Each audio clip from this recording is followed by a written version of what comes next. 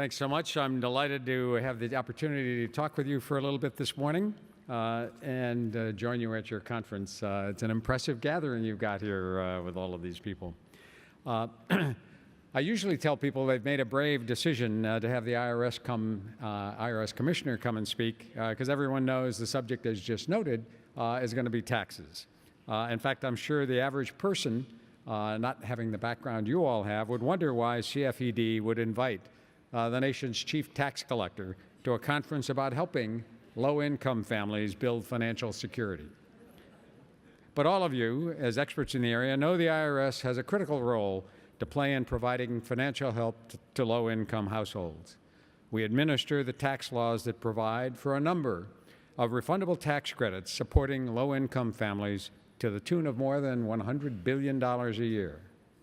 Last year, that included more than $66 billion in the Earned Income Tax Credit Program, $26 billion in additional child tax credits, and nearly $9 billion for higher education and American Opportunity Tax Credits. We also work to make sure people who qualify for these credits know about them and claim them. We rely heavily on organizations like yours to help us get this message out. The IRS helps low-income households in other ways as well. As noted, the Volunteer Income Tax Assistance Programs provides free tax preparation help to people making $62,000 a year or less. The IRS supports more than 12,000 VITA sites across the country, staffed by nearly 90,000 dedicated volunteers. Last year, VITA sites helped taxpayers prepare 3.7 million returns at no charge.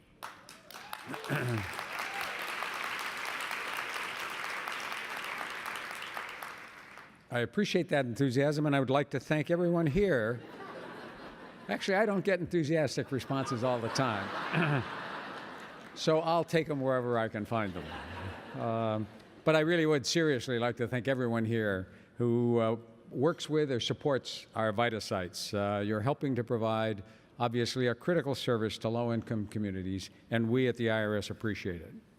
We also have the Free File program, which the IRS offers each year in partnership with more than a dozen software companies. Free File lets taxpayers prepare and e-file their tax returns, again at no cost, and can be used by anyone who earns $54,000 a year or less. Last year, more than 3 million returns were filed using Free File, which means that obviously close to 7 million returns were filed by low-income and middle-income taxpayers at no cost to them. Besides tax credits that help people with their daily living expenses, we're also concerned about increasing saving opportunities in low-income communities. So we're delighted to support in any way we can a savings option offered by the Treasury Department called My RA, or My Retirement Account. These accounts are very helpful to low-income households because they can be set up by people who don't have access to a retirement plan at work. And one way people can contribute to My RA is by directing some or all of their tax refund to their account. I would note that CFED has been instrumental in helping the Treasury Department and the IRS educate people about this important savings tool, and we look forward to continuing this outreach effort with you. Another way the IRS provides service to the low-income community is by making sure claims for refundable credits are appropriate. A big part of that job is working to improve the accuracy of EITC returns that preparers file on behalf of their clients. We especially want to make sure that unscrupulous return preparers aren't taking advantage of clients by inflating refund claims. We're also concerned that in many cases, those claims refunds go not to the taxpayer, but totally or in part to the unscrupulous preparers. We're also concerned about protecting taxpayers from the many scams out there. We continue to see more phone scams where callers pretend to be from the IRS in hopes of stealing people's money or their identities. It's important to know how to tell the scammers from the IRS.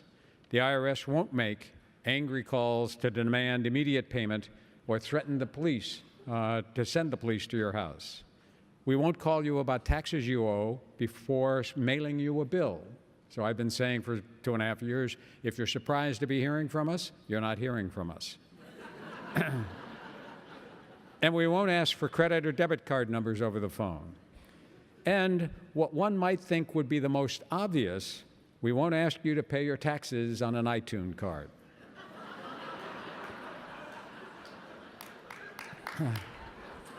But to show you the sweep of this problem, I do customer surveys as I wander around, and the question is, how many people in this audience have received one or more phone scam calls?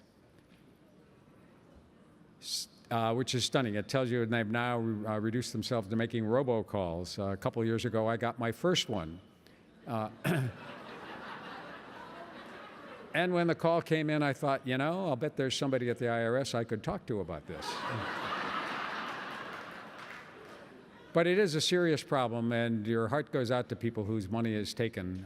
The people most susceptible to this fraud are obviously elderly people, immigrant communities, and low-income communities. So we've been reaching out for literally ever since I got to the IRS with groups like yours, with the press, with the media, with law enforcement, state and local authorities, state tax administrators, all to reach out to people to give them the indicators of when there is a scam. And generally, again, if you are frightened by that phone call, it's not a call from us, and we need to have people know that. Our only hope, really, we'll announce soon a massive, significant arrest and prosecution effort underway. But our real hope is that as more and more of these calls are made and more people talk about them, it's like inoculating a herd. Enough people will have heard about them, enough people will be talking about them, that people will know when those calls come that it's not from the IRS, and they'll be protected from losing their funds. I also want to take a few minutes to mention a couple of tax changes that are important for everyone here to know about as we head into the next year's filing season. One of those affects people who claim the EITC or the additional child tax credit. Beginning this filing season, the IRS will hold those tax returns claiming either of these credits as required by the new statute until February 15th. The change, as I noted, required by Congress, is designed to give us time to verify the income claimed on those returns. But people making those claims for refunds should still file their returns as they normally would, a point we're trying to make with preparers as well as audiences like yours. Taxpayers don't need to wait to file until February 15th. And in fact, if they wait until longer than they usually take to file, it's just going to put them farther back in the queue and mean a longer delay for their refund. So our message is file this year as you normally would.